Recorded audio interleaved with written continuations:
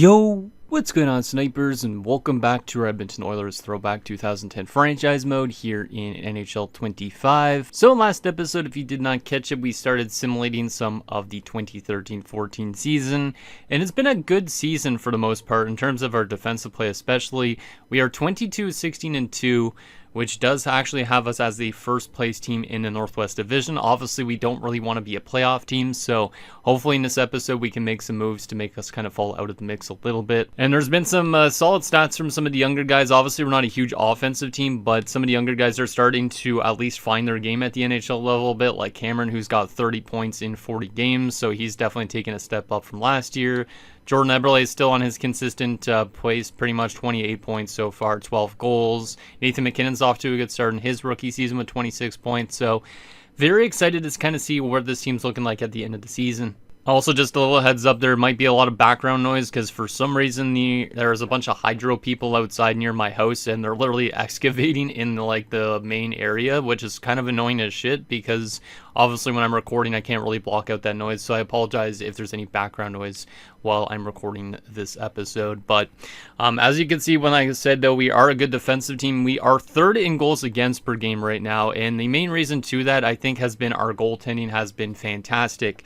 Guys like Grubauer, who are in their first season, has actually been pretty good, but the main goaltender that's actually been good obviously is Devan Dubnyk. Now Dubnyk's been over-assimilating to the point where we probably have to think about trading him in this episode because or else he might push us into a playoff spot full-time. But he's got a .925 save percentage through 31 games, so definitely a big redemption year from last year where he posted only an .896. So moving on from him probably is something we'd look to do in this episode. Also, another player to maybe move on from will be Gilbert Brulé because he's obviously been one of our worst players when his plus-minus is a -15. And everybody else on this team isn't really that crazily bad defensively. I mean, you got guys like Spiza and Toffoli, but they are younger. Same with Hagelin. Brulé's kind of a veteran player on this team, so for him to be as bad as he is, not very ideal. He's also only on 3 goals through 40 games, so we'll probably look to capitalize on his value while we can, just because he is a pending UFA at the end of the season. So that's likely our play, is to move away guys like Dubnyk and Brulé and hopefully get some decent enough returns, and hopefully that will help our team kind of fall out of the playoff mix a little bit. But anyways, before we get into assimilating more of the season, let's get in your guys' comments, see what you guys have to say about last episode, and then we'll probably simulate either the rest of the season in this episode, or we might simulate up to the trade deadline, depending if the trades we end up making make us miss the playoffs or not. So the first 2 comments are from Jared the Rabbit. The first one says, Cameron is quite the handsome dude, and yeah, I guess so. I mean, when we were looking at some of the players, basically, because we did jump into a game in last episode, just basically to get Jordan Eberle onto the thumbnail, but we also took a screenshot of Cameron, because I think if we ever lose Eberle, Cameron would be the next one to take the thumbnail spot. Obviously, at some point, maybe Nathan MacKinnon makes a lot of sense, but Cameron is that one guy that I obviously want to see him succeed quite well on this team, so for him to be the thumbnail athlete after Eberle potentially, I think that's a good idea. Also, Jared says, Evan Mason is the name of the PS2 version of NHL 2K6 gave to Evgeny Malkin, and that's kind of funny because, yeah, basically in the upcoming draft there is a generated prospect named Evan Mason, and I guess that's what the NHL 2K6 gave to Evgeny Malkin as like kind of a filler name, because that's what 2K did with some of the games. So that's kind of funny that is the case. If we scroll down to him, what was his name again? Evan Mason. I don't remember when he was supposed to get drafted and where he was supposed to get drafted at all, for what team he was on. So we'll probably just forget about him for now. But this year's draft class, another random little tidbit, is going to be an interesting one because, as you guys may have saw on social media, and also if you watched last episode, this low bottom 6 is supposed to go first round, so I'm not really too sure what this guy's going to be like at all. He does have a 3-year ETA, which is interesting, so I'm not too sure if this guy is going to be like a really high overall low bottom 6 sniper or what, but he definitely is intriguing, so we'll definitely see if this guy goes still first round. We might draft this guy just to see if he's actually that good, because if this guy actually outgrows his potential and stuff like that, I think that would be one of the coolest things ever. So he might be interesting in taking the first round, even though he's got one of the worst potentials you could get as an NHL forward. Next comment is from Sauron Taco, who says, trading Brulé and Dubnyk is in order. Cogliano, I could be convinced either way to keep or trade. Completely up to you. Amusing to see Chris Russell simulate like the parking cone he was in real life. And yeah, Chris Russell kind of has been simulating pretty realistically, because in real life he wasn't usually a huge offensive threat. Sometimes he was a little bit, like, yeah, I think he had like some seasons with like 18 to 20 points, something like that. But in this, he's really not doing much offensively whatsoever. He's just full on DFD, no goals in 40 games, only 4 assists, but he's been probably playing some hard defensive minutes, like hits and stuff like that are up there, block shots are. So at least he's doing a decent enough job defensively for what he kind of brings to the table. But like you were saying, yeah, trading Brule and Dubnyk is probably definitely something we do. Cogliano is an interesting one because he is a pending free agent, I think, as well, if I'm not mistaken, or maybe a couple of years out from it.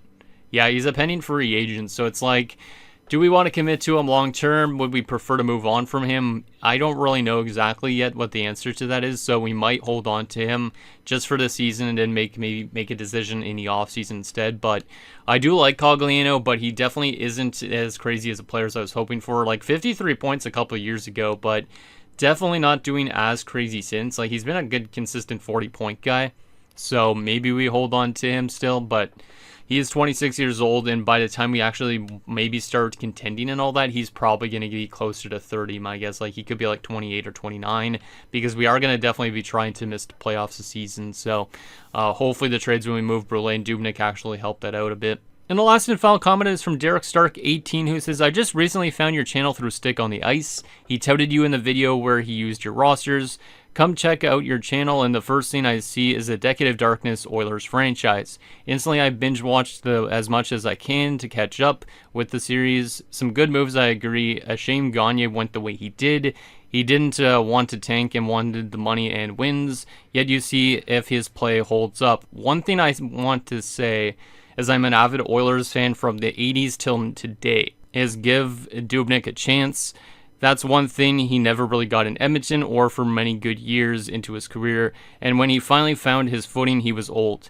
He's put up solid numbers for you. Let him cook. Trade Vasi to Tampa for a great return and put your chips into Dubnyk. Just my 2 pesos. Keep up the good work, and as always, let's go Oilers. And I appreciate that long comment there, Derek. First and foremost, Sam Gagne, obviously, yeah, that thing when we let him go kind of sucked, but we had to move on from him. So far in Montreal, he's on 32 points through 44 games, so it looks like he hasn't slowed down too much since missing a full season, but definitely maybe not on a pace for as much points as he was in his last year with us. Still looks like he's going to have a good time in Montreal, considering that team is probably going to be playoff bound this season, my guess. But the interesting thing of what if he's saying is to hold on to Devan Dubnyk and basically get rid of Vasilevsky. Vasilevsky we were perfectly fine with keeping, I think. Obviously, we drafted him for the sole reason of becoming that number 1 starter once Devan Dubnyk's not ready to take that thing. So moving on from Dubnyk, moving on from Vasilevsky, I just don't think it's realistic for us right now at this point, because he is a really high potential goaltender, and I don't really want to give Tampa a good goaltender like that right now. Obviously, we do also have Danielson as a goalie prospect too. So instead of moving on from Devan Dubnyk, maybe we could think about moving on from Grubauer already, because at some point Grubauer might get replaced by both Vasilevsky and Danielson anyways. So if you want me to hold on to Dubnyk, maybe I could be persuaded to trade away Grubauer instead. But Grubauer's only 22, Dubnyk's 27. I feel like it kind of makes sense for Dubnyk to be moved at this point. But he could also push us into the playoffs, which is something we don't really want. So maybe we'll look into trading both these guys and seeing which one would probably net the better return. And maybe we'd deal one of them, and then we could probably still get Vasi up to the NHL for the rest of the season in that sense. Like I said, with Danielson being a goalie prospect of ours too, there's a good chance that we'd have to move on from Grubauer at some point anyways. So maybe this is the type of thing we could do, or we could just basically trade Dubnyk at the draft instead. Really depends, but maybe we'll try and hold on to Dubnyk for you, but there's no guarantees on that in this episode. So let's go to the trade finder and maybe just see what Grubauer could net us back, because we did look at what Dubnyk would net us back, and I don't feel like it was a lot. If we go to find trade, I don't feel like we were getting much offers for him, if I remember right. Let me just double check again. His value has improved a lot too, though. That's the thing that I want to move about Dubnyk. There was that second and a third from Minnesota. The Burrows trade doesn't make sense. Fisher doesn't. And in this one, we don't really want another goalie prospect under contract. So I would be probably leaning towards the Minnesota deal, if anything. Grubauer's value is quite low for being a young goaltender, which kind of sucks. So I still think I might be willing to move Dubnyk. Because, yeah, Grubauer's not going to fetch us really that much, which is kind of insane. And he is only 22 years old. But Dubnyk, his value isn't going to get much better than this, I don't think. Like, he could obviously have a really killer season, and his value goes up even more. But I don't think moving on from Vasilevsky really makes much sense for this organization. Because, like, the main reason we drafted him, like I said, is to basically become that starting goalie at some point. So if I went to find trade with Vasilevsky, no trades are found because he's got too much value or something like that. Danielson is a goalie prospect. Some teams might be willing to give us deals here, which they are, but they're definitely type of deals that it wouldn't make sense really either for our team. So I think we got to move Dubnyk. Unfortunately, I know you like Devin Dubnyk there, Derek, but I think unfortunately this is probably the best he's going to be here. And he's had some really good seasons here, but I just don't think he's worth holding on to right now because I think his value could drop off a lot at some point. We got to capitalize on his value while we can. But there is a chance, obviously, at some point, maybe in the future, since he's still young enough, maybe we could bring him back to this organization, be a backup behind Vasilevsky or something like that. But right now, I'd probably prioritize having Grubauer and Vasilevsky in the NHL over Devin Dubnyk. Which kind of sucks because, like I said, Dubnyk's had some really good numbers here this season. 2 years ago, he had good numbers. Year number 2, he also had good numbers. But year number 1, bad numbers. Last year, bad numbers. But, yeah, he's definitely been a really bright spot on this team. But I think he's just making us oversimulate too much. And we don't really want to be a playoff team. So we're definitely going to be trading him away. And I think the deal we're going to do is going to be just this deal with Minnesota because I don't really need the goalie prospect that Tampa's offering back in Malkin. Herbis would be solid, second rounder solid, but this one, a second and a third, could become something decent. And then we get Legwand as well, who's a low top 9. Not really a prospect that's probably worth developing. We could always try and change the second and a third to a first, but I doubt it would work. Minnesota's been really bad this season too. But Dallas Legwand's actually not that bad. He's a 72 at 20 for a low top 9. Like, I don't think this guy's going to be an insane player, but he could be a decent AHLer. This is his first AHL season right now too, so we might as well make this trade. So unfortunately, Derek, I have to send him to Minnesota. Minnesota's a bad team right now, so they maybe get a goaltender that will actually help them out in the future. But right now, I'm trying to make our team worse if possible. So let's just make this deal. And then we're going to have to try and find a way to move out Brule as well. So let's do this as a deal. I know there could be more offers down the road, but I think this might be our best bet potentially. So let's just do it now. So Dubnyk to Minnesota. Best of luck to Devin Dubnyk. And we'll call up Vasilevsky. That kind of sucks because, like I said, I kind of wanted to hold on to him just for you, but I think this is kind of the right move and the right time for us to do. Cameron's jumped up to an 86 overall. Goddamn. Cameron's getting some good growth. And yeah, Vasilevsky will get a chance to play in the NHL. We'll be over the player limit by calling up him? What do you mean? What do you mean we'd be over the player limit? We only have one goalie in the NHL. 1, 2, 3, 7 defensemen. Do we have too many forwards? 3. Oh, Legwand got called up. That's right. Okay, that makes sense. There we go. Because obviously we just brought in a forward. I completely forgot that we brought in Legwand almost. But Legwand will get to play with a good AHL team, which is good. And we'll see who ends up becoming the best of the two of these goaltenders in Vasi and Grubauer. But I think this is the right move for the future of this team. I'm not trying to necessarily win a cup right now. So we'll get Danielson in, and Tuomainen could finally come back into the lineup as that elite goalie prospect. I don't think he's going to become much either. So maybe trading away him in the offseason might make some sense. And then we should probably get Legwand into the lineup, but there's not really anybody I would take fully out. I mean, maybe I could take out Enverleeson, I guess. So let's just do that. Just because Enverleeson's a vet. So we'll do that. And then these veteran guys are all going to be just scratches in the minors. So hopefully the AHL team has a good run the rest of the year. And then we need to find a way to move out Brule. So we can move Markuda for third-line center. And we'd probably move Hodgson to that fourth-line center spot. And then I guess we'd have to bring in a cap whale But we could play like Riley Nash as a right winger on that fourth line or something like that, which isn't that bad. So there we go. Let's see. We're below the salary cap floor, so we are going to have to take in some salary now, which is kind of unfortunate. But let's go back to find trade here and see what we could get potentially for Brule as well while we're at it. No trades found now. Damn, that's not good. We're going to have to probably make some deals on our own. I mean, I'm not really in a huge rush to move Brule because he hasn't been that good for us. But definitely we want to keep him on the trading block. He's definitely a guy to try and trade away still potentially.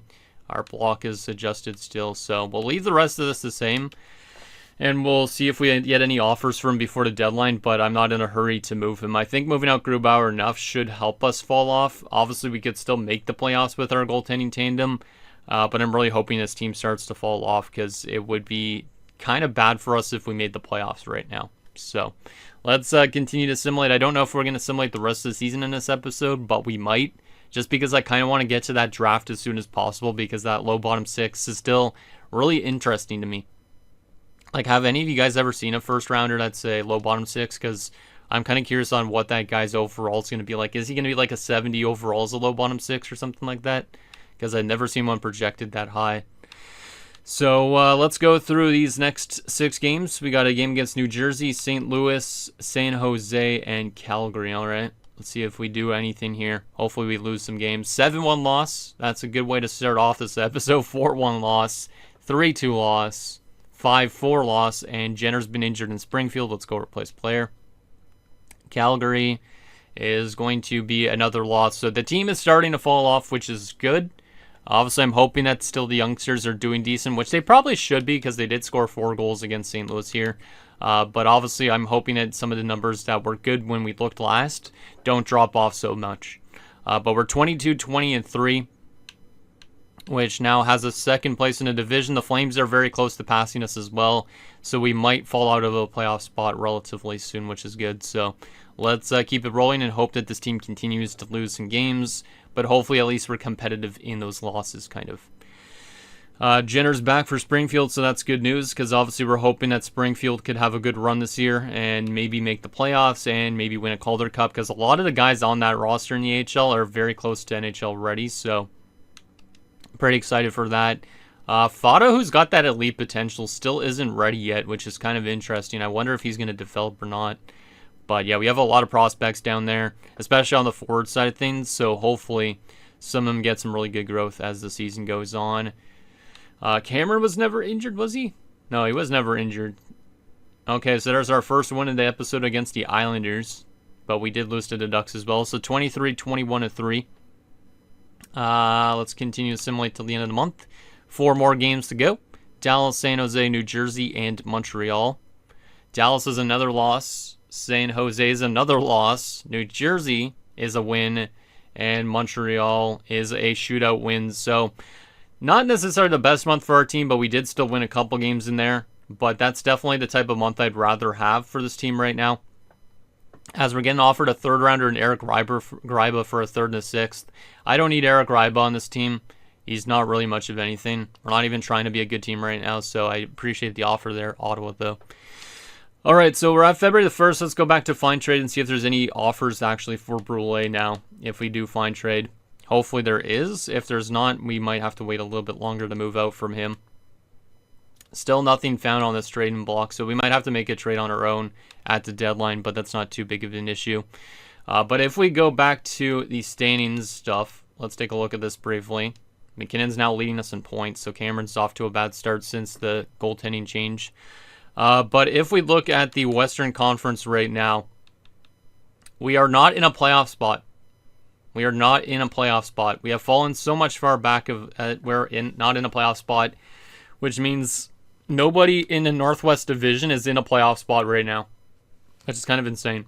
But if we go to the Western Conference and sort this on points percentage, yeah, we are currently in, we're still currently in like 10th.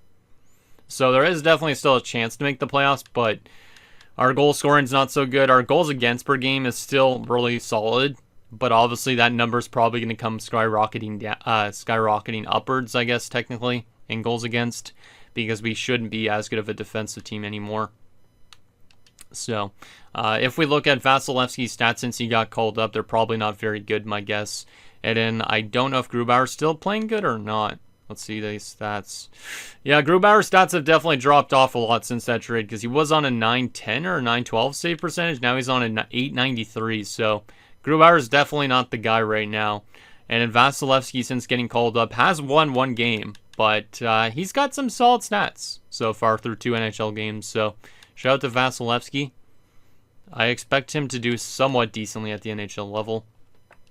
And then in terms of the AHL, since Tuomainen has been put into the lineup, he's been abysmal. God damn. All right, well, hopefully he's at least getting some growth because that's the most important thing for those elite prospects. So let's continue to simulate and see if this team falls off more. So we are still 8th in goals against, so we were 3rd before, but our offensive numbers are so bad, our penalty kill numbers dropped off a bit too, that we should start to miss these playoffs. And I know we're not in a playoff spot right now. We have a lot of games coming up against a good Chicago team too, so the chances of us making the playoffs are probably going down the tubes, which is pretty much what I wanted to have happen. I know some of you guys probably would have wanted us to maybe be a playoff team already, but I think it would be kind of rushing things a bit too much. So I'm just hoping a good year for these young guys, basically. But anyways, 3 games in the next 5 games total against the Chicago Blackhawks. So it's almost like our own little playoff series with them. Let's see what we do to start February. Vancouver's a win. Chicago's an 8-1 loss. Goddamn. Anaheim's a 4-3 OT win. We're getting offered a 3rd rounder and Jamie McGinn for a 4th and a 5th. That's not really that bad, but we don't really need somebody like Jamie McGinn, so I'm not going to accept that. 7-1 loss to Chicago there as they're just beating the crap out of us. And Cody Hodgson's been injured with an upper body injury. Let's go replace player on that. And a 5-2 loss there to Chicago. Chicago's been completely dominating us in these 3 matchups, as they pretty much should. 15-2 in those first 2 games, and then basically 20-4 in 3 games. And we play them one more time this month, so them alone are probably going to make us a bad defensive team. So let's go through another week, see if we can lose some more games. But we are apparently still first place in our division, but our division is so weak that we're probably not going to be a playoff team. Anybody in this division is going to be a playoff team for that matter. 2 wins there in a row. All right, so 29-27-3. We have dropped off to 2nd place in our division. The Avs are now first place in the division. But definitely a little bit of a tight race, actually, in this division, except for Minnesota. Minnesota's dead last for sure. We did trade them Devin Dubnyk, so I really hope that Dubnyk's at least playing okay there. But I kind of hate that I sent him to a bad team, but at least maybe he can be part of that future of that team instead of with us. Colorado's a 5-4 loss, so that's the top team in the division beating us. So we have probably fully taken 2nd place now. Let's take Santorelli out of the lineup. And we will get in Cody Hodgson again. We have a lot of centers. That's one thing as well we got to take note of. I hope Jacomovs is playing good still next to Nathan MacKinnon, who's up to an 87 overall. So McKinnon's already our highest overall player on this team. And he's not even played a full rookie season yet. That's kind of insane.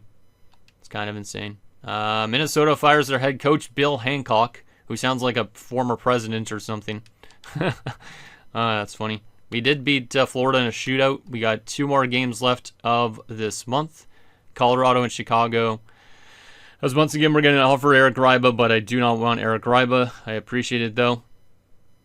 Colorado 6-1 win over Colorado there. We do beat Chicago in the last meeting of the month, which is interesting. And a day before the deadline, we are 32-28-3, and we're getting another trade offer. 3rd rounder, a 4th rounder, Jamie McGinn, and Alex Stalock for 2 third-round picks. I'm not going to do this deal, but this is kind of an interesting deal because basically we're moving back one part in the round and we get a free player, 2 free players. Jamie McGinn's a 4th liner that's only 25. He's not bad. And then Alex Stalock's 76 at 26. He's not really developing too well. Has not played an NHL game yet at this point. I'm not going to accept that deal, but that's not really that bad of a deal. To move back like basically 1 round and take on 2 younger forwards, or 1 younger forward, 1 younger goalie, that's not bad. Not bad whatsoever. All right, let's take an update to look at the standings before this trade deadline. I think we might actually get the rest of the season simulated in this episode, potentially, but I do need to find a way to move out from Brule first. I think he's the only one I'm planning on still moving away at this point. But if we go to our standings here in the Western Conference. You can still see we're first place in the Northwest Division, which is kind of insane. But if we go to the Western Conference, none of the teams in our division are in a playoff spot, even if we sort off points percentage. Because on points percentage, we are just outside of a playoff spot. So there is still a chance we could make the playoffs. So moving Brule now might help our team kind of fall off even more so. So we'll probably try and do that. But we do need to take back somebody that's making a little bit of a cap hit, my guess. Yeah, our division is kind of interesting right now. It's kind of insane that nobody's in the playoff spot at the moment. Is Minnesota the worst team in the league at the trade deadline? Let's see. They, in fact, are. Damn. So we got like a second and a third from them this season, and I think the picks we get from them are this year or next year. I'm not too sure, but damn. Toronto's not doing very good either. Some teams that were good earlier in this franchise mode aren't doing good at all. Like Philadelphia was a really good team in year one. I don't know why they're doing as bad as they are. Like if we look at, I can't even look at their roster through the screen. I thought I could, but guess not. All right, so let's go to a fine trade thing again with Brule and see if we can work anything out. We might have to make a trade on our own, but I would still like to move out from him, and I think we'll probably simulate the rest of the season in this episode. I know it's not necessarily rushing through the season, but I kind of want to go through it a little bit quicker, in a way, just to get to the off season as fast as possible, in a way. So if we were to move out from Brule, is there any offers a day before the deadline? There's one found. It's Evgeny Dadonov in a seventh round, or not really a seventh round selection, a seventh D man in Houston. I don't really need Dadonov because it would make us probably too good right now to have somebody like Dadonov on this team. And Florida's not even in the playoff spot right now, but Dadonov is losing morale due to ice time. He's only 24 years old, but he's a 78 at 24 because of this. 36 points last year, 29 the year before. Him being only 24 is nice, but he is losing morale due to ice time. Does fit our second line too, actually, apparently with this coach. I feel like he could be actually a sneaky little addition, but he might make us too good right now. Like, it's not necessarily a move that makes us worse. Also, our right side's pretty strong, because we do have Eberle, Toffoli, Yakupov potentially coming soon with Val, Fada. Left wing side, I mean, he can play left wing, but we do have Nyquist. Hagelin's a good third liner, but not a top six forward. Abdelkader's a fourth line guy. Barchi's coming. I don't really know if I need somebody like Dadonov that much. Like, I feel like he could be a pretty solid forward. Like, he needs to be gone from Florida, because they're kind of utilizing him like Nashville did with Radulov. I just feel like he'd make us too good, but he would be an RFA at the end of the year, and then we could re-sign him. But is he going to make us too good right now and push us into a playoff spot that we don't want? Probably. The thing with Florida is they're right up against the cap too, so they need to get rid of salary, and that's why they would need Dadonov. So the real question is, do we want him in? Houston's not going to get signed to ZLC regardless if we trade for this guy. But do I want Dadonov on his team? I feel like I could utilize Dadonov a bit. Like, Hagelin would be better suited for a third line guy. Eventually, Barchi would take that spot. Like, we could still move on from Dadonov too. But, like I said, it did make us too good.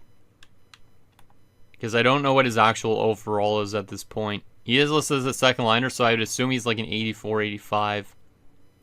Very good offensive player, especially in the shooting department. Yeah, this is a tough one. I like I said, I do not mind that trade offer, but I don't really want to take a player in like Dadonov, but I need to stay cap compliant too. So, do I do this deal? I'm trying to think if I want to do it or not. Like, who's on our NHL roster right now?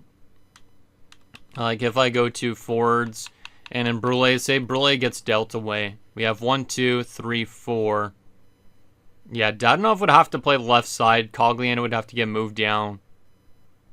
Probably. To the third line. Is likely the case. But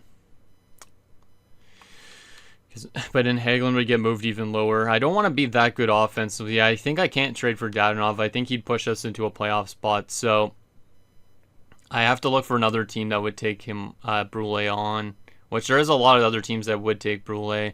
So let's see if we can work out a deal with Brule involved here. This episode might be a little bit long because I'm working out trades like this, but we do need to take back some sort of a salary cap player, so I'm pretty much looking more for a guy that would be like a depth forward that is maybe making a lot of money for 1 year only. Like if we sort by contract length, actually contract salary, and we look for 1 year left deals, Yager obviously is not what we want. There is like Corey Stillman on a $1.5 million contract from Boston. He'd pretty much just be like a depth bottom 6 guy for us. He's not getting a lot of ice time there either. But if I was to take in somebody like him into this deal, we'd be under the league minimum cap. So we need to take back higher than what he's making at the moment. Which at the moment he was making, how much did I say? 1.5. So we need to find somebody on a pretty high cap hit for 1 year to be cap compliant. That's not very good. Actually, let's sort in trade value. Maybe that might be more interesting. Is that Pascal or Philippe? It is Pascal Dupuis. Damn, he's dropped off a cliff. How is he at 71 only at 34? That's crazy how fast he's dropped off. Looking for somebody with a good cap hit. Is there anybody with a cap hit? Just looking for anybody on any of these teams. Joe Corvo is making $3 million for 1 year. It has a 78. He would be a depth defenseman for us. He's on a team that's not in the playoff spot right now. Joe Corvo would be a type of cap compliant guy. Brule does not apparently have. Colorado doesn't have interest in Brule though, so that won't make much sense. We want to find a team that would make sense for him to go to too. So this might be kind of tough to come up with, but we need somebody on a good cap hit like Robida Island here, signed for 1 year at 3.3. Apparently doesn't want to go to Dallas either. What about Detroit? Do you want to go to Detroit, but is there anybody that's in Detroit that's interesting? No. We got to find one of these teams eventually, right? The LA Kings, who won the Stanley Cup last year, they should have a lot of cap locked up with some of these guys, but they don't have a lot of cap space. So yeah, we definitely have to take a cap whale back from them if we made another trade with them. But there's not really anybody crazy that's making a huge cap hit that's movable. So let's go over to Minnesota. Also, LA is only on the 28 out of 50 contracts in case you wanted an update on that. So the Montreal Canadiens, where Sam Gagner is, they're in a playoff spot right now. Is there anybody interesting here? So yeah, there's nobody on a huge cap hit really there that would be movable. What about Nashville? Seems like a lot of guys are signed for dirt cheap contracts, which isn't helpful because we kind of need a huge cap hit as a low overall, if possible. There's not a lot of teams really interested in Brule either, for that matter. St. Louis. No, that doesn't make sense. Vancouver, I mean, they're in our division, but let's see. Yeah, there's not really anybody with a lot of big cap hits on some of these teams. I'd have to take back more than a $1.5 million contract. Let's see. Let's go down here and see if there's any huge ones. So there's Stillman, which we just saw, but he'd have to make more than 1.5. Andrew Ference is making too much money. He is an 82 as well, so he'd make us too good. We don't want that. Buffalo is actually in a playoff spot at this point, so that's kind of interesting. 1.4 is too low. I'd need like a $2 million contract in a low trade value if I wanted to make a trade with them. 1.7, that's too good still for Fedotenko. The Carolina Hurricanes, let's keep on just doing our due diligence here until we find something that works. And the Carolina Hurricanes maybe could have something if we scroll down a little bit more. Let's see. Oh, there's a $4 million contract, but it's Jake Muzzin. He's signed for 3 years, so that's not what we're looking for.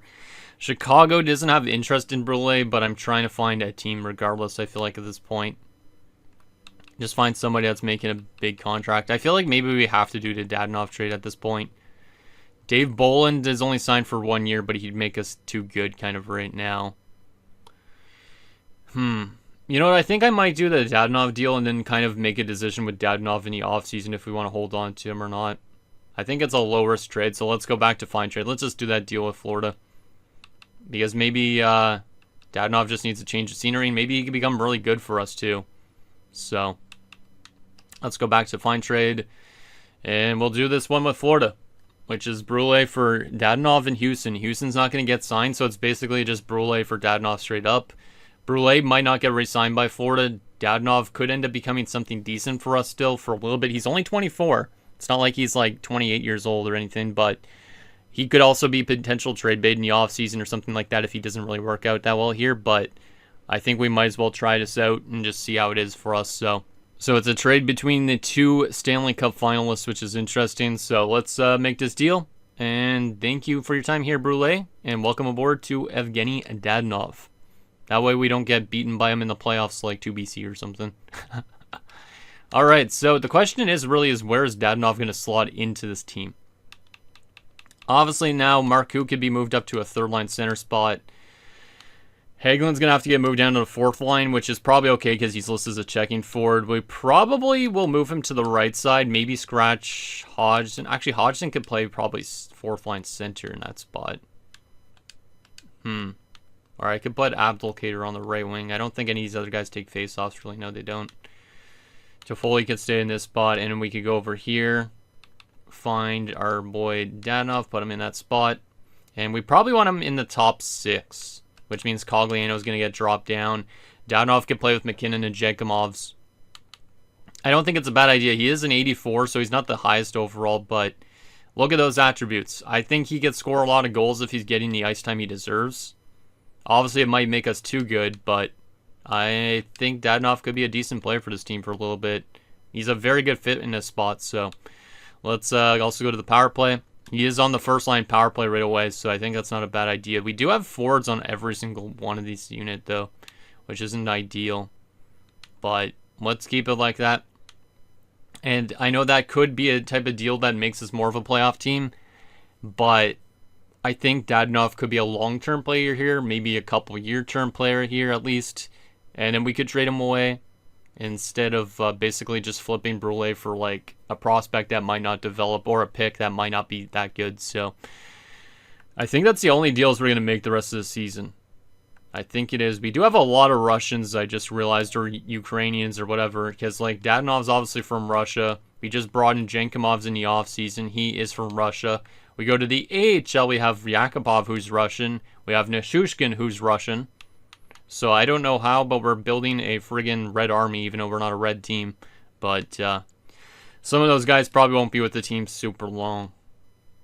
I'm not sure how long Cogliano is going to be. Like, technically, Dadonov could be a replacement for Cogliano easily if we let go of Cogliano this offseason. So I think that was an okay trade. Not necessarily what I was expecting to do in terms of a trade for Brule involved, but I think that's the only trade we're going to make in this episode other than the one we made with Dubnyk earlier. So I think we are going to bypass the rest of the deadline and just hope that this team misses the playoffs. I think we probably will miss the playoffs, but I'm curious on what AI trades go down and all that stuff. Hopefully we miss the playoffs now. If we make the playoffs after that trade, I'm going to be a little bit disappointed, but at the same time, at least we got ourselves a little bit younger, and we brought in somebody that maybe develops with this team a little bit more. So let's go to a day past the deadline here in year number 5, I guess, technically in 2014.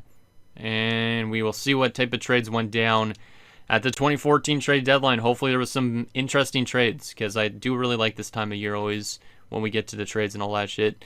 Sean Avery's on waivers in Buffalo. I don't need Sean Avery, but how good is he now at this point? 80 at 33. See, it's kind of weird that Sean Avery hasn't dropped off considerably, but Pascal Dupuis has.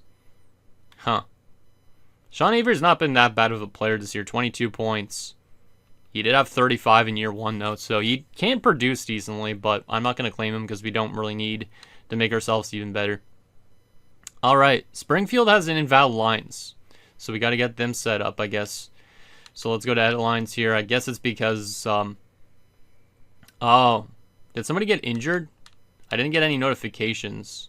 Oh, Anderson got injured, okay. So I guess we will put Boychuk in or something like that, because Boychuk could also win face-off. So we'll just put Boychuk in on the 4th line. But hopefully the AHL team it does a really good the rest of this year too. That's one of the things I'm most hoping for, is the AHL team could go on a good run. and that we get really good development. So a lot of guys can come up to the NHL and kind of push some of the guys that we don't want here out of the lineup. But we are building a very solid young team, especially offensively. Obviously, goaltending, we still need more development from guys like Grubauer and Vasilevsky, who Vasilevsky's jumped to an 81 now. But defensively, that's definitely what we need to look at in the draft, especially. And hope that we can find ourselves some good players there, too. So we will just go edit lines manually because we already made that change in terms of the injuries. So we'll go back to this.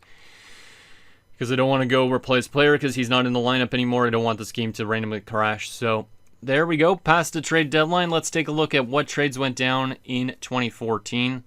See if there was any big blockbusters. Hopefully there was, because it's kind of fun when that happens. So in terms of trades, the Ottawa Senators acquire a second and a fifth. Pittsburgh gets back a third, a fourth, and Davis Trubisky. So nothing trade really there. Phoenix gets Trevor Daley with a third and a fourth from Dallas. Dallas gets back a second and a fourth. So Trevor Daley moving on from the Dallas Stars.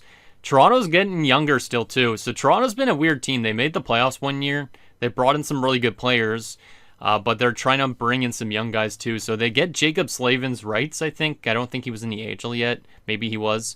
But they get him in a second rounder and a third rounder from the Preds. The Preds get back Tim Connolly. So Tim Connolly was signed to a big contract a few years ago by Toronto in this, and they decided to move on from him. And they get Jacob Slavin, which is pretty good for their future. Aside from that, Carolina gets Devin Setaguchi and David Steckel from the Sharks. Sharks get back Shane Gostisbehere in a fifth. That's interesting. So Setaguchi must be doing well or something.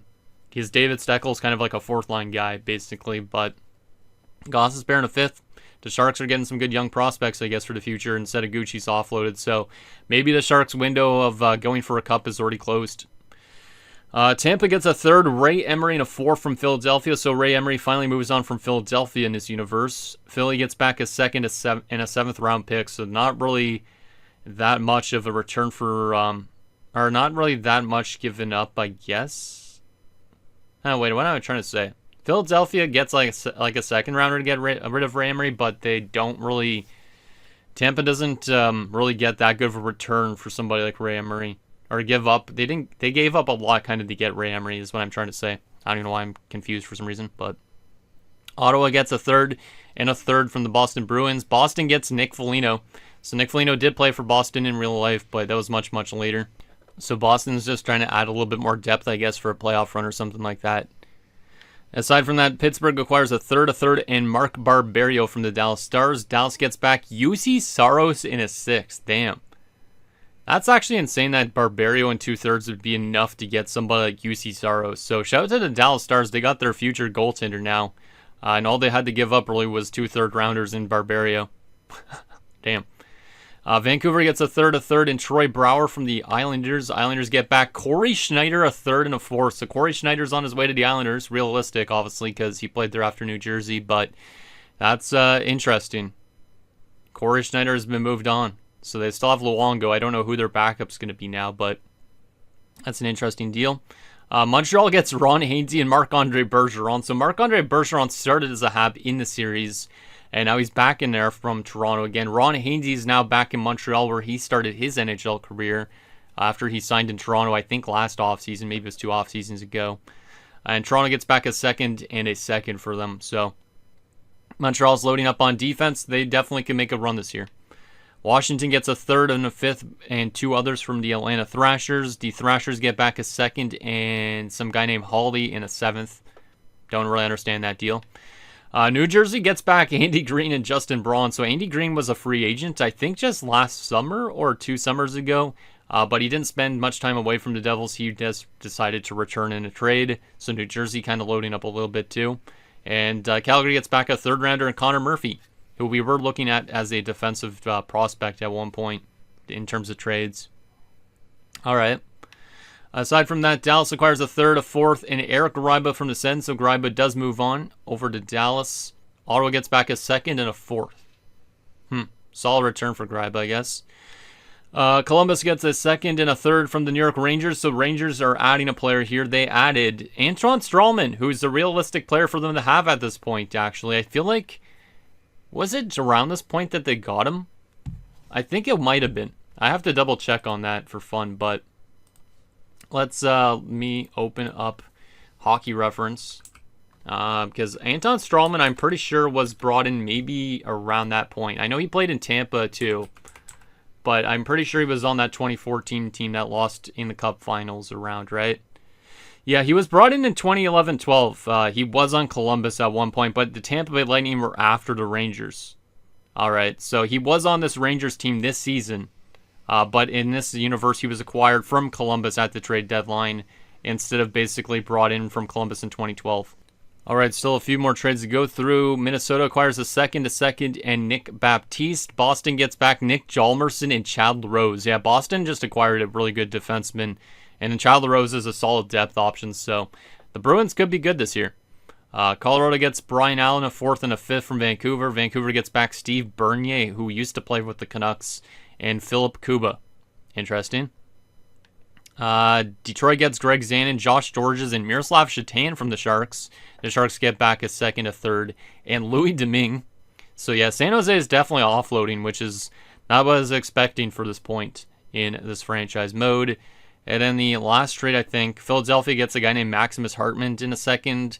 Buffalo gets back Daniel Briere, Paul Ranger, and Adam Party. So Briere, obviously in real life, played with Buffalo after he played with the Yotes, went to Philadelphia, never came back to Buffalo, but in this universe, he's going back to Buffalo, so I think that's pretty damn sick. And then there's obviously our trade, which was Brule for Dadonov, basically, but it's kind of cool when players get dealt to teams that they actually played for, so Buffalo is going to be kind of scary with the addition of Daniel Briere, or they should be.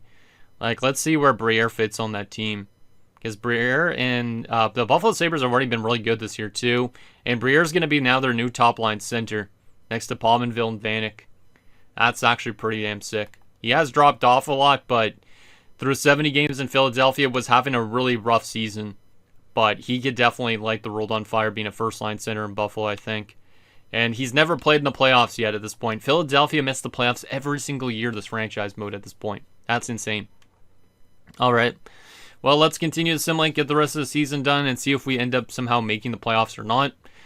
But I did want to get the rest of the season done in this episode if possible. So let's go to the 15th, take this one half of the month at a time, I guess.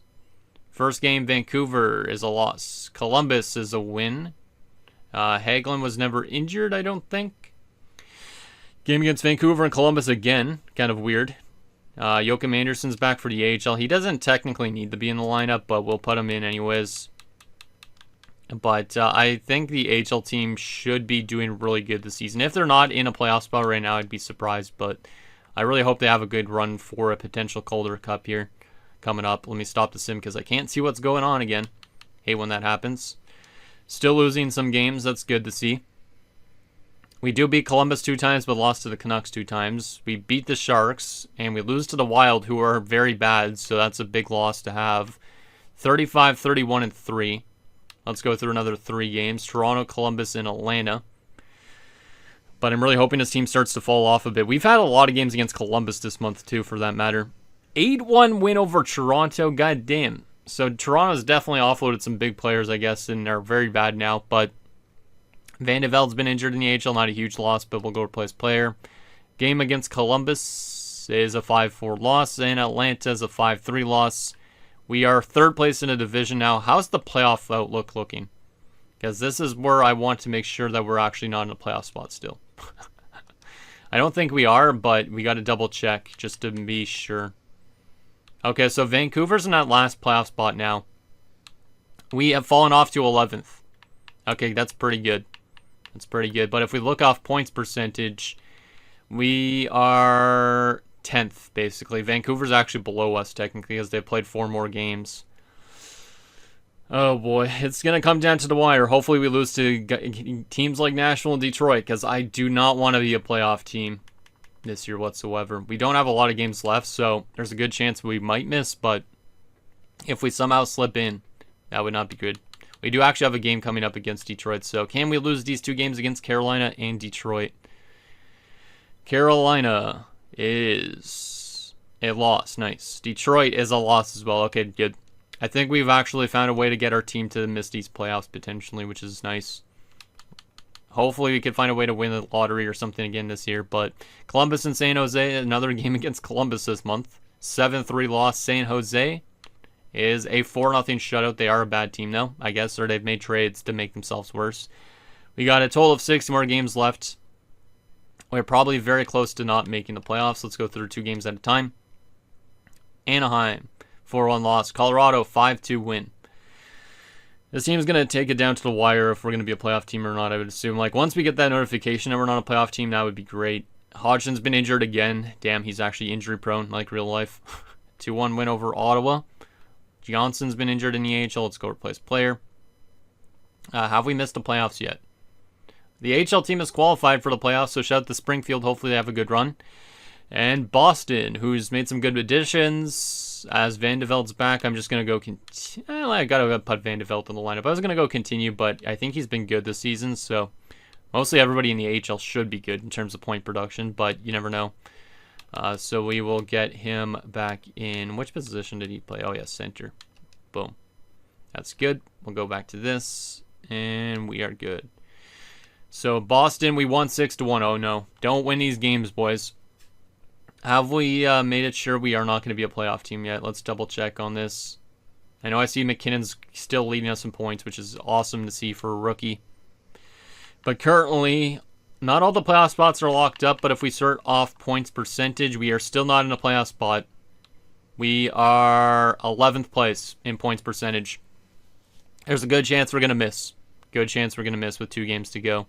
I don't know if we've been mathematically eliminated yet, though, because we're on 83 points. Last playoff spot's on 84. Oh my god, yeah, it's actually really tight right here. So there is a chance we still could make the playoffs if we win these 2 last games, so we better lose them. Because if we somehow bring it into the playoffs by 1 point, that's not good. We gotta hope the other teams win. Still a slim chance that we do actually make it, but it could happen. Alright, let's get that notification that we missed the playoffs, please. Nope, never mind. Game against Philadelphia, please lose. Please lose. The answer is a loss. Okay, that's huge. That probably made us miss now, right? Because I feel like we had to win those last 2 games potentially. Let's see. We lost locker room chemistry. And we have failed to make the playoffs. Okay, good. I don't know if we're going to have a super good draft pick this year. We might actually be drafting right around where that low bottom 6 is supposed to go. But we have made our team worse enough that we are not going to be a playoff team in the NHL, but the AHL team at least is going to be a playoff team, which is quite exciting. Because it looks like Alex Burmistrov should be NHL bound next season. 81 overall, and he's really doing well down there in the minors, so we might have some competition for some roster spots next year. Alright, so the regular season now is officially done. We finished 40-39-3. So nobody in this division in the Northwest has made the playoffs except for the Colorado Avalanche, who just won that last game against us.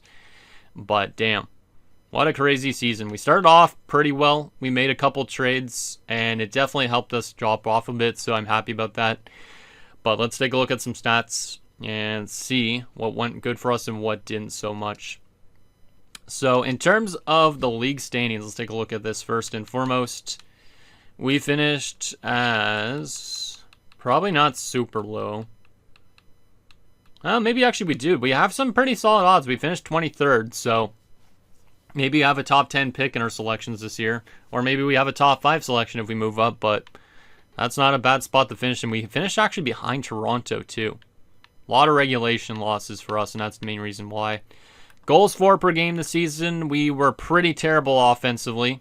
We were the 4th worst offensive team in the NHL. Goals against per game, we still weren't terrible, I would say. But it's probably because of the early season success, really. In terms of power play percentage, 13.7. We are all the way down there. Our power play was pretty dreadful. And penalty kill. Our penalty kill was okay, but still definitely needs some work. So basically, there was only a little bit of good things for us. 7 shorthanded goals, 17-22-2 on home ice, 23-17-1 on the road. Better road team than I anticipated. 4-6 in our last 10 games. All right. Where did the AHL team finish in terms of the entire AHL?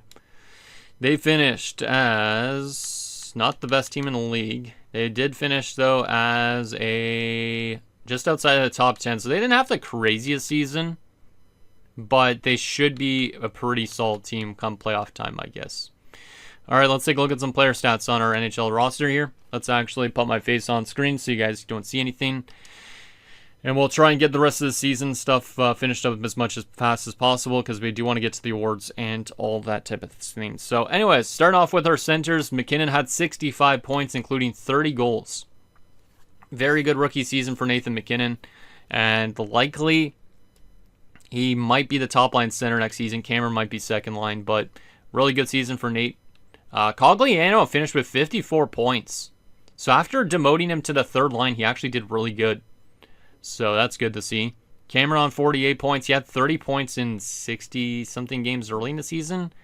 I'd say he had a pretty good second season. Still needs some work, but he is improving. Aside from that, Marcoux on 38 points is actually really nice. Marcoux on 22 goals as well. So Marcoux is actually taking a pretty big step up, which is awesome. Jankumov's 37 points, 24 goals in his rookie year. Good free agent signing. Hodgson 23 points before all his injuries. Santorelli 3 points in 5 games, and Riley Nash had an assist in 3 games. Not bad. I'll take it. Some good plus minuses on this team. Left wing side of things, this is where there's some bad plus minuses. Nyquist had 53 points though. I'll definitely take that from the Goose. So good stats there. He is going to need a big contract this offseason. Hagelin 22 points, minus 20 was pretty bad. And an Abdelkader was pretty much on par with Hagelin. 15 points, but minus 10. From a right-wing perspective, Eberle hit 25 goals, 53 points. Toffoli hit 32 points in his rookie season. And Dadonov, since being acquired, had 16 points in 19 games. He doesn't really simulate like a sniper, but very solid stats. So, I mean, he didn't get us into a playoff spot, but he's definitely somebody that we might honestly think about holding on to potentially if he could produce like that on our team. So, I don't know if he's a pending free agent or not this offseason. We'll definitely think about bringing him back. But I feel like he still could be an RFA, but he could be a UFA now that he's 25. From a defensive standpoint, Falk hit 30 points this year. So Justin Falk with a big year. Obviously last year only 16 points. Definitely took a step up. So I like to see that. Petrie 26 points. Spiza 23. Spiza hit 10 goals. That's kind of surprising. Safronov on 16 points. Kurt Russell 16 points. Russell did really good since we made those adjustments. He only had 4 assists when we last looked. So that's a big step up. And then Halinka as a rookie was probably the worst defenseman on the team, but he is only 18 years old, so kind of makes sense. And from a goaltending perspective, Grubauer, that's not a bad rookie season. Definitely not on par with the numbers that we had from Dubnyk before we dealt him, but still good. And Vasilevsky was pretty trash. Obviously, I expect Vasilevsky to grow enough to be the starting goalie next year, but not great stats in his rookie season. Maybe he'll be better as an actual starter. All right, let's take a look at some stats around the league briefly too, because this episode's already over an hour potentially. I mean, I did have to make some cuts and all that, but Crosby led in points. Malkin was number 2.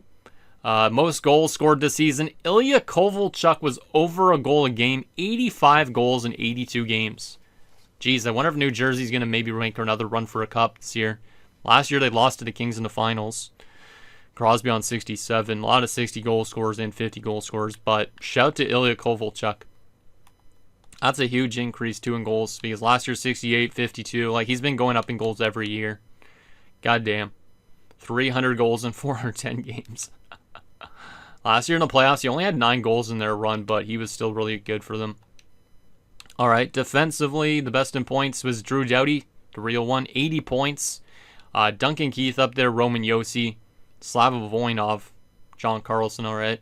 So you're kind of seeing that youth movement take over a little bit, or those newer defensemen like Duncan Keith wasn't up there in the early stages, but now he's up there, so kind of realistic. In terms of our goaltenders in the league, Marc-Andre Fleury and Braden Holtby led in wins with 44. Jonathan Quick right behind him with 43. Most shutouts. Holtby had a 44-18-1 record, but no shutouts? What the hell? You'd think he'd have at least one.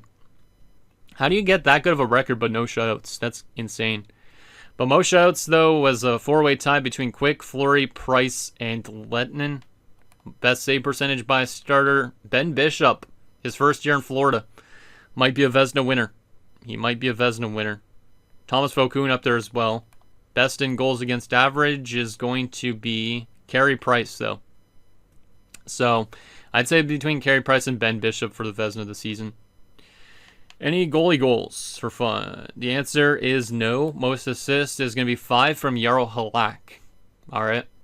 And in the best rookie of the season in terms of points, Jonathan Huberdeau is just going to edge out Nathan MacKinnon. So unfortunately, we don't have a Calder winner, but Jonathan Huberdeau at 20 years old is going to win it in St. Louis. 68 points. He must have been playing next to Tyler Seguin or something. But very good year for rookies, I could say. Yeah. Any good rookie goalies this year? Jake Allen maybe a bit. All right. So there is all that. Let's get through the rest of this now and find out who wins the Stanley Cup in 2014. Hopefully we get a realistic result.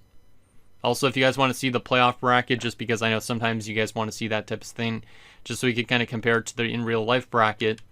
The playoff matchups. Apparently the Pittsburgh Penguins are the favorite this year in 2014. But anyways, you have in the Western Conference, the LA Kings facing off against the Detroit Red Wings. You also have Chicago, Nashville, Colorado, Dallas, St. Louis, and Anaheim. So LA being the first seed, maybe they get another cup here in 2014. And then in the East, you have Pittsburgh, Atlanta. So Atlanta made the playoffs. You also have Washington, Boston, Montreal, Carolina, and New Jersey, Buffalo. All right. Well, Pittsburgh being the favorite, maybe Pittsburgh will face off against the Kings for the Stanley Cup or something like that. Also, the AHL bracket, Grand Rapids in Iowa, Peoria, Hamilton, Rochester, Toronto, Lake Erie, San Antonio, Norfolk, and Springfield. So we're playing off against the top team in that Eastern Conference. So the Norfolk Admirals, which is Tampa's affiliate. There's also Bridgeport and Providence, Adirondack and Binghamton and Worcester and Wilkes-Barre. All right. All right, well, let's find out who wins the Stanley Cup and all that stuff. Obviously, we got to get through the draft lottery results and all that stuff, too. So I appreciate you guys sticking around if you're still watching this episode, even though it's been over an hour long. Best lines in the NHL. Let's see.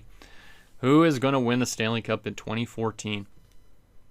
Who is it going to be? Obviously, we can't have the Rangers because the Rangers didn't make the playoffs, which is quite surprising with Gaborik and Kucherov and all that, but they did not make the playoffs. So we might get a different result here, unless the Kings find a way to get to the finals again.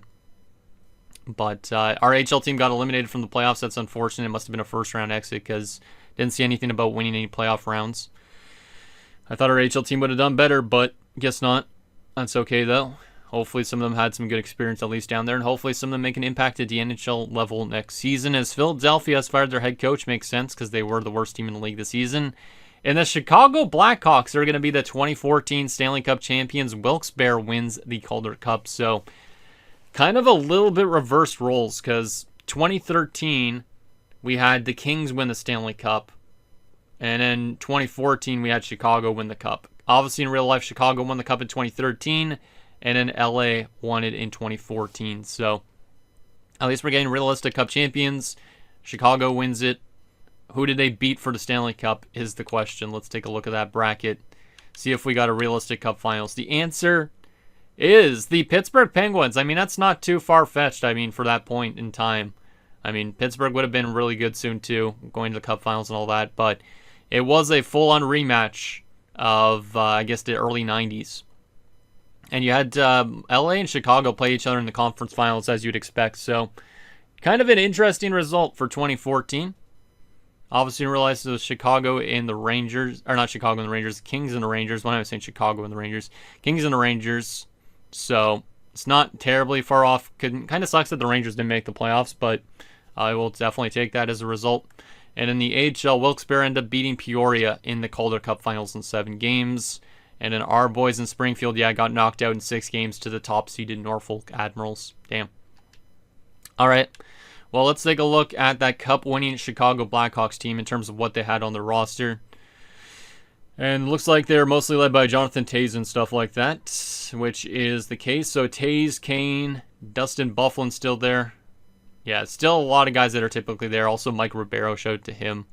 Nick Bonino. Sean Couturier just won a Stanley Cup. Good for him. Who is this? Some generated guy?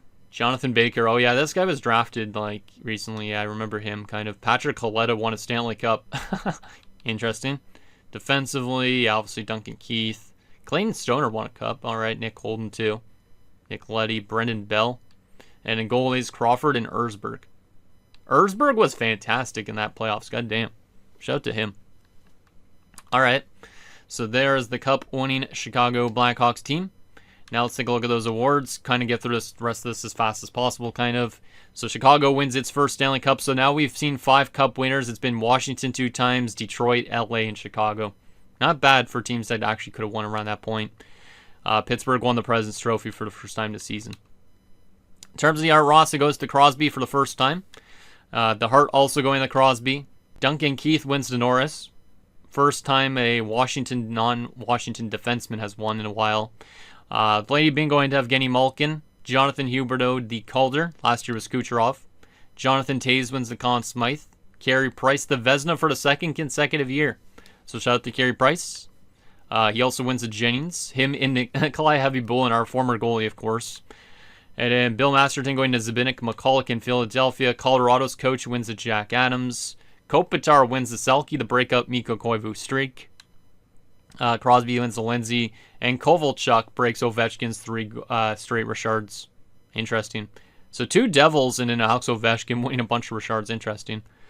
AHL-wise, Ryan Strome looks like he's winning some awards. Same with Nick Bukestad, Ricard Raquel, Marek Zidlichky, Chad Johnson, I guess that is, Dan Fritsch, Kaspers Dogovins, some generated guy, Chad Johnson again, and boom. All right, so there is the awards for 2014.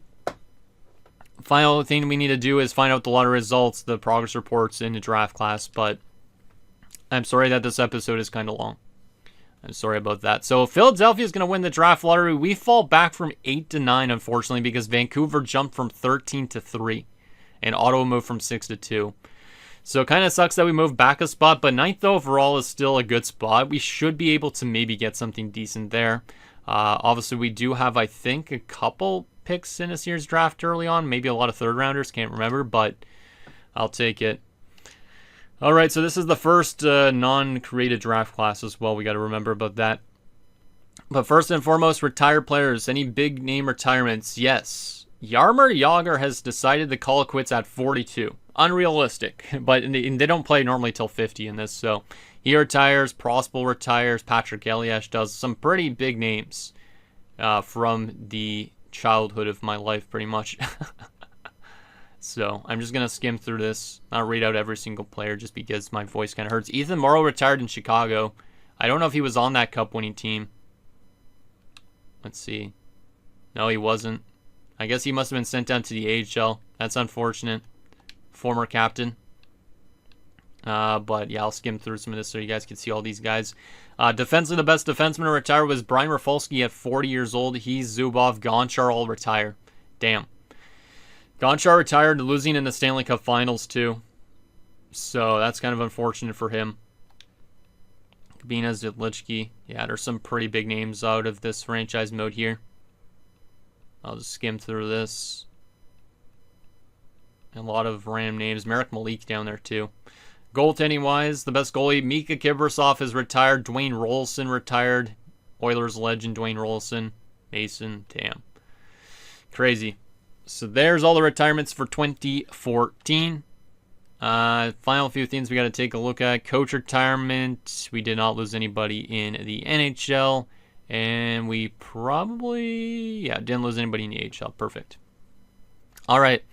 Final few things to do because we're over like an hour and 10 minutes or so probably at this point. I don't know. It depends on when I cut stuff. But let's take a look at the progress reports. So first and foremost, any crazy good growth? Looks like Cogliano's getting some statistical growth. There is a chance that we might let him go to free agency because of that. But Nathan McKinnon's getting better. Toffoli's getting better. Hodgson's kind of getting statistical growth. Eberle's still around an 84. Cameron's getting growth. Falk's growing. Nyquist is growing. Jankumov's too. Looks like we're getting some decent growth from a lot of guys. Vasilevsky, of course. Marcoux. This is what we want to see with a young team like this. So I like to see that. In the system, Mackey grew a lot, which is exactly what I was hoping for when we drafted him. That low elite offensive defenseman's jumped to a 69 at 19. He was like a 50-something when we drafted him, but he could end up becoming something really good for this team. He could end up being, so very excited about that. We won't sign him to his ELC yet, but I think he might get one soon. But it looks like a lot of our prospects are growing in every single way, which is really good. Danielson's already listed as a backup. Goddamn. Didn't realize it was going to only take 1 year.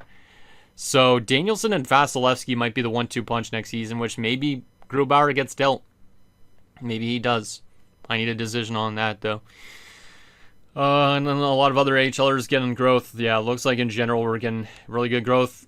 Yakupov is still only a 76 at 20. I really hope he develops more, but he is getting natural growth, but I don't know if he's ready to play in the NHL. He is listed as a depth forward, so we could play Yak next season if we want. And that's pretty much all of that. Okay. So there's the prospects. Final thing, we got to take a look at the contracts and the draft class stuff. So in terms of the contracts we have, Cogliano is the big UFA. Dadonov is an RFA, which is good. That's exactly what I was kind of hoping for when we traded for him. He doesn't want an extension, though. So I'm not too sure what we do with that.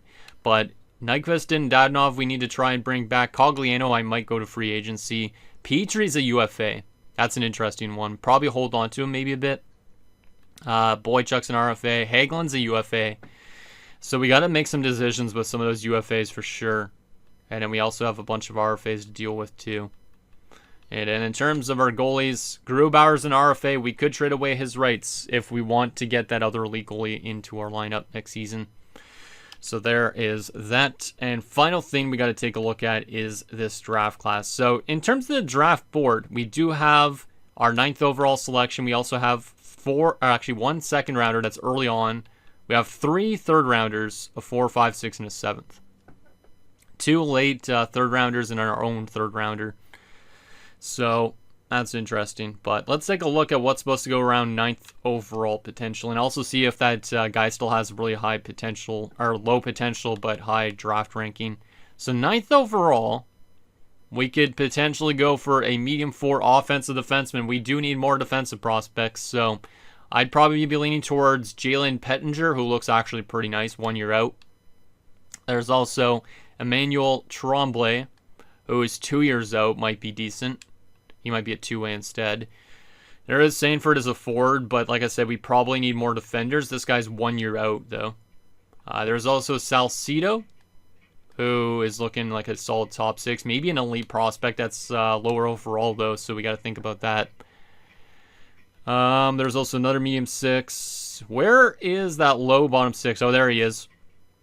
He's still projected to go around 17th to 16th. He has dropped off a little bit in scouting rank, but he is still supposed to go in the first round, which is very confusing to me. But yeah, this is what he looks like. I should probably just get some more screenshots of this dude, just because he, I don't really know what to think of this dude. I really don't. Kind of weird that he's projected to go first round.